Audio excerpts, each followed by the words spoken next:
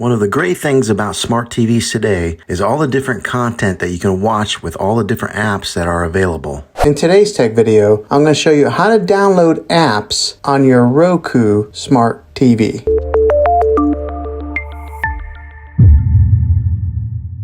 After I show you how to get apps on your TV, I will tell you about 4 recommended apps that you might want to check out that'll give you free movies and TV shows. First thing you're going to want to do is press the home button. Then go to select streaming channels. They call them channels, but they really are just apps. Search for the channel you want to install. For example, one like Hulu or Disney Plus. Then select channel and then add channel. Here are a few apps that you might want to download. The first app is called Locast. This is great for getting some local TV channels to your TV without paying for cable or using a TV antenna. 3 more free apps to download and check out are Xumo, Tubi TV, and Pluto TV. These are all free apps that have a lot of movies, TV shows, and sports channels. Well, thanks for checking out this video, guys. If it was helpful to you, go ahead and click a thumbs up on it and go ahead and subscribe to my channel. I make tech videos all the time, and I would love to have you back in the next one.